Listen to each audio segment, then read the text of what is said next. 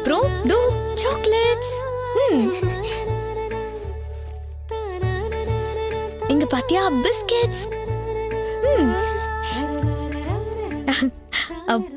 பிடிச்சிருக்கா? சரி, நீங்க விளையாடிட்டே இருங்க, நான் அது வந்துடுறேன். சரியா?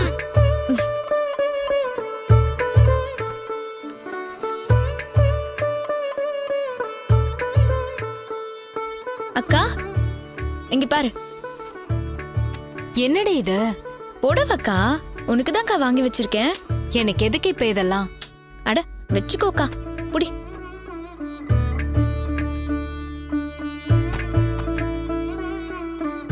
ரஞ்சிதா, நீ அனுப்புன ஆடியோவை கேட்டதுல இருந்து மனசே தாங்கலடி. ராத்திரி முழுக்க அழுதுட்டே இருந்தேன். அருண் வீட்ல உடனே உன்னை ஏத்துக்க மாட்டாங்கன்னு தெரியும். ஆனா ஏதாவது ஒரு அதிசயம் நடக்கும்னு சின்னதா ஒரு நம்பிக்கை இருந்துச்சு. அதுவும் இப்ப பொய் ஆயிடுச்சேடி.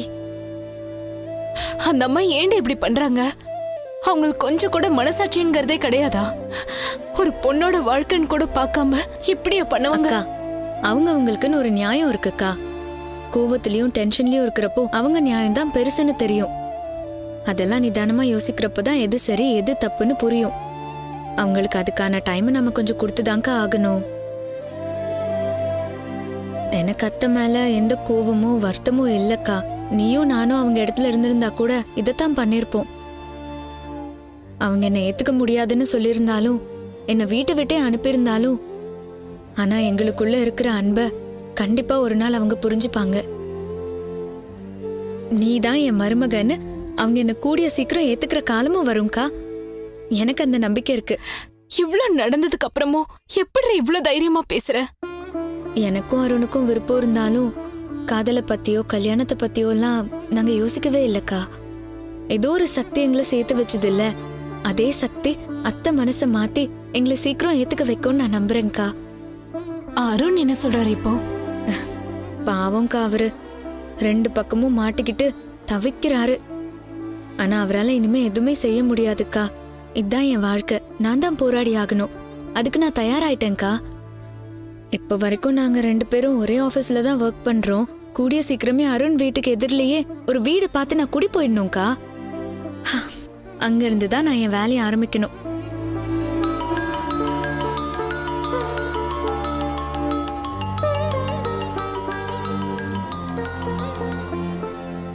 ஹலோ, சொல்லுங்க. வந்துட்டீங்களா? ஓகே, அங்கே இருங்க, நான் அதை வந்துடுறேன்.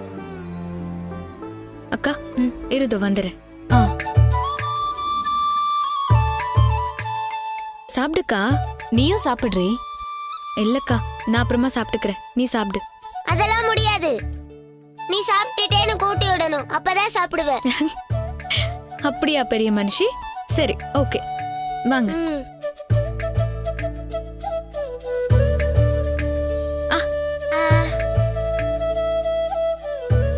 நல்லா இருக்கா? சித்தி நீ சாப்பிடு. நீ சாப்பிடுற தங்கம்.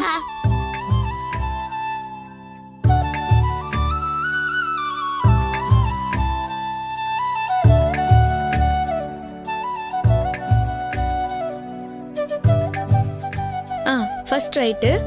ஆமாண்ணா, அதே தெருதான், கொஞ்சம் முன்னாடி வாங்க. நாங்க இதோ வெளியே வரோம். ஓகே அக்கா, கேப் வந்துருச்சுக்கா, போயிடலாம். நீயும் நம்ம வீட்லயே வந்திருக்கலாம்ல, சொன்னா கேட்க மாட்டேங்கிற.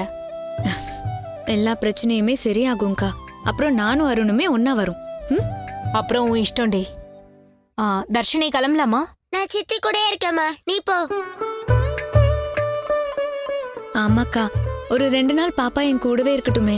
இவளுக்கு எக்ஸாம் எல்லாம் இருக்குடி, முடிஞ்சதும் நானே வந்து விட்டுட்டு போறேன். நான் இங்க இருந்தே ஸ்கூலுக்கு போறேம்மா, என்ன இங்கே விட்டுருமா. தர்ஷினி சொன்னா கேளு, எக்ஸாம் முடிஞ்சதும் நானே வந்து உன்னை விட்டுட்டு போறேன். நீ அப்படிதான் சொல்லுவ, ஆனா கூட்டே வர மாட்டேன். போ, நான் இங்கதான் இருப்பேன். ஐயோ செல்லம், இங்க பாருங்க. செல்லம்ல அழக்கூடாது செல்லம். எக்ஸாம் முடிஞ்சதும் நீ ஃபோன் பண்ணுவியா, சித்தியே வந்து உன்னை கூட்டிட்டு வந்துருவேனா? இப்போ அடம் பிடிக்காம அம்மா கூட போகணும், ஓகேவா? சமத்து குட்டி, வாங்க ஹக் கொடுங்க. சரி, போலாமா? போயிட்டு வரேன், ஃபோன் பண்ணுன. சரிக்கா, பாய். பாய். வா